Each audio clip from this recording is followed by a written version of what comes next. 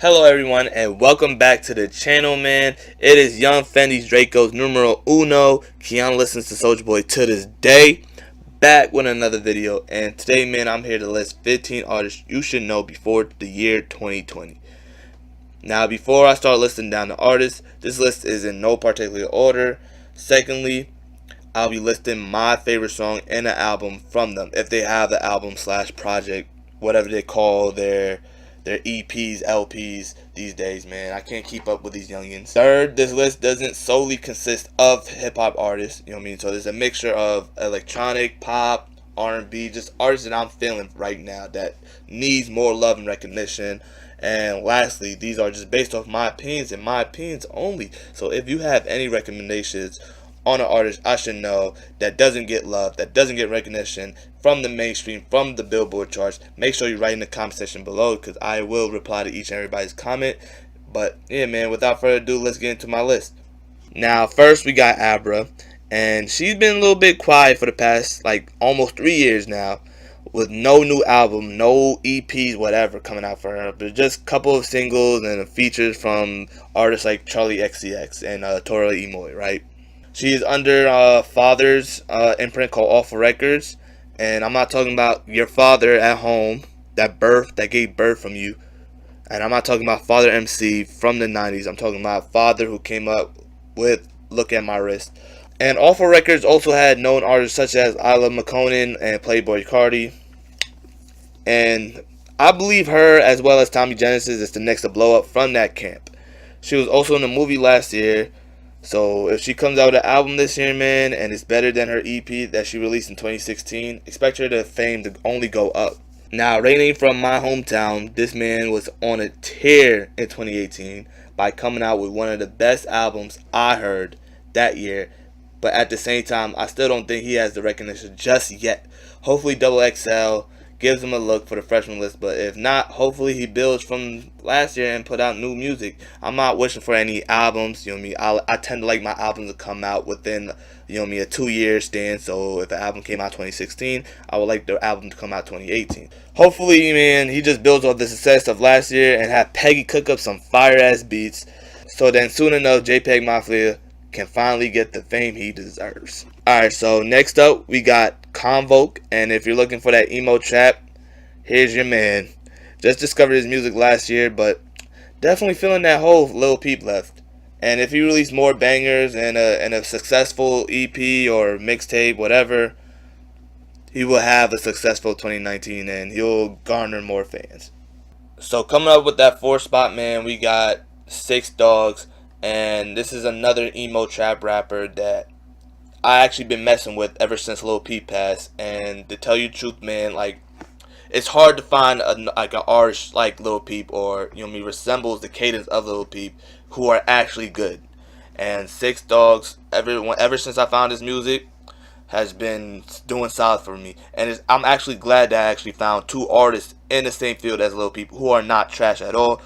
But I do actually believe Six Dogs is a better artist, just based off the fact that I think his voice and his melodies and like his beat selections as a whole is just better than Convoke's. And his 2017 was good, it was great, but 2018 it was like, you know what I mean, I wouldn't say it was bad, but it was just quiet, right? Like, you never really heard new music from him. The only new music or new album you heard from him was that collaboration tape that he had with Danny Wolf. But hopefully in 2019 and 2020 we see him finally fill that gap Peep left behind. Numero cinco, we have Lucky, and he's been releasing music for quite a while, from ever since like 2013, which is crazy. But I'm actually surprised that he hasn't received more fame, because I feel like he has that personality to blow up. Like, you know what I mean, he has the same tone and same demeanor as like a 21 Savage. So I'm surprised like he didn't blow up. But yeah, Raining from Chicago, his album Watch My Back is what actually made me become a fan. Collaborating with Pluto or Pluto Nash, you know what I mean? And I just love his, like I said earlier, I just love his lazy flow, his beat selections be on point for his type of style of music. So he's just a very talented rapper that I believe that's in his own lane. Okay, so in 6 we got SG Tip under 21 Savage label, Slaughter Gang. Him and another label mate that I'm about to mention soon in this list has been making strides since 2017. And my boy actually put me onto his music. Shout out to you. You know who you are. But ever since listening to Looking For Me by him, produced by Yo, Pierre, you want to come out here? I've been a fan and hoping for his rise, man. And I think he has the potential to be something actually. But for right now, let's see what's in store for this man. Alright now, so at 7, man, we have Saba, and this man, son. He had one of the most underrated albums in my belief of 2018. Coming from the same camp as Chance and Vic Mensa.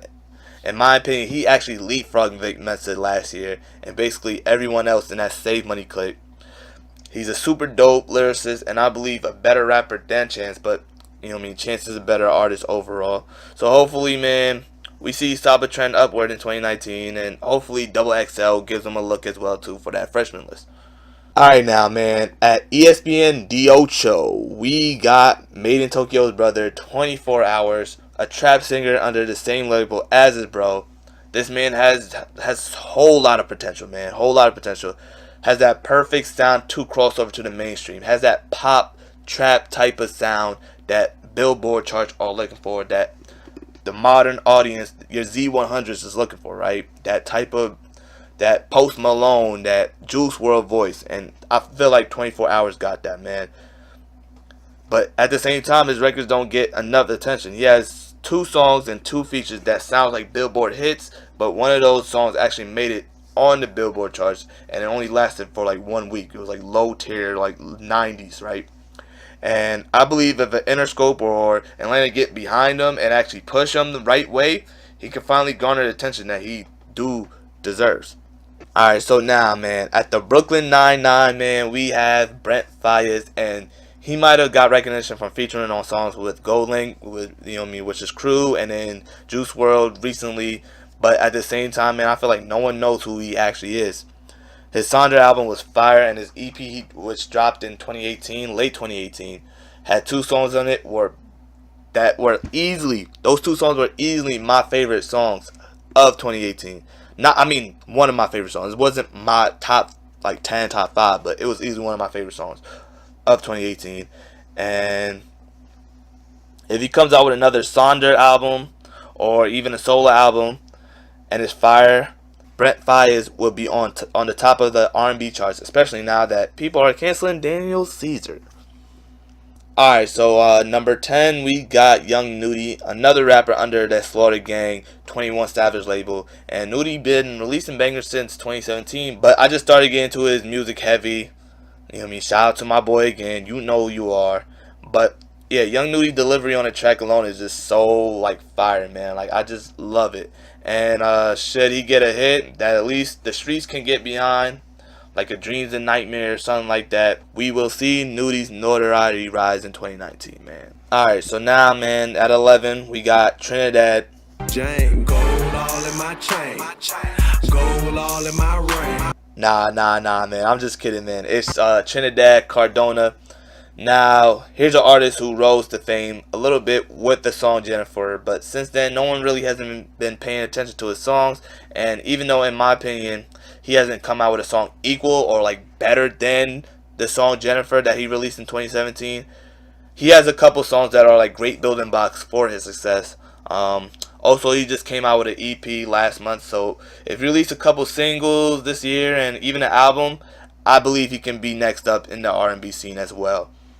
Okay, and now at 12, we got Kelela, and she's more on that electronic side than R&B, but it's like a mixture of both, right? Coming from across the pond, mate. Let me stop. My British accent is terrible, but she definitely had the voice and cadence to cross over to the pop world and hit the billboards. Her 2017 album was fire, and hopefully in 2019 she comes out with an album that's just as good, if not better, than Take Me Apart. And also last year she came out with like a remixes to a couple of songs on Take Me Apart, which was fire, by the way. So hopefully 2019, 2020, she gets that recognition, man. Alright, so coming up at that 13th spot, man, we have the multi-talented KR And I'm actually surprised that he didn't even pop yet. But he's still new to the scene. One of the few artists in the game right now that can rap and sing, but at the same time, actually on a talented level with both, like on a Drake level. And I think he could sing better than Drake, low key. But yeah, he was actually in a movie last year alongside Trevor Jackson. It was called Superfly. And he's also a songwriter and have probably wrote some of your favorite songs. His 2018 album was low key forgettable, but at the same time, his 2017 album was fucking fire, fucking flames. So maybe in 2019 and 2020, he can finally pop. Alright, so arriving at 14 now. You know what I mean? We're almost there. Trust me, we're almost there. We have 88 Glam. It's a group, it's a duo coming out from the 6 under the Weeknd's imprint XO Records with label mates like Nav and Belly. And they're, honestly speaking, they are proving to me that they might be the best out of that whole XO Records, right? Their first self-titled project was cool, but their second album was the progress I was looking for, man. Like, honestly speaking. And if they release a song that becomes a hit within the next year or so, or even the album, 88 Glam 3, which hopefully they don't. I low-key hate self-titled albums. You know what I mean? We'll discuss that later in a different video, different topic. But, yeah, if they do that, man, they'll be more recognized than Nav, in my opinion, because Nav is just on a low-key decline. Like, and don't get me wrong, I'm a Nav fan, but at the same time, his earlier shit was so much better than his shit that he's coming out with now. And lastly, we have Homeshake. And he just dropped one of my favorite albums of 2019 right now. And I know it's early, but as of right now, it's top 3. If this year progressed, it'll probably be top 5 or top 10. But just know that song is, I mean, his album is just, mwah, right? He probably is that type of artist that doesn't really mind like this being the center of attention, but at the same time, he is super talented and he needs to be recognized, man. He needs love. And it's like, especially if you like that, you know what I mean, like artists like Tora Imoy, Mac DeMarco, and Tame Impala, Homeshake is definitely the perfect act for you to follow, man. Alright, so that's going to conclude my list for 15 artists you should know before the year 2020. And did I honestly get it right? Is your favorite unknown artist not on the list? Or simply you just didn't like the list at all, man? Write in the comment section below, because I love engaging with all of you, or all of y'all, my subscribers. Also, if you're new to the channel, subscribe to your boy and leave a like if you appreciate this content. But it's Keanu listens to Soulja Boy, bowing out. Bye bye.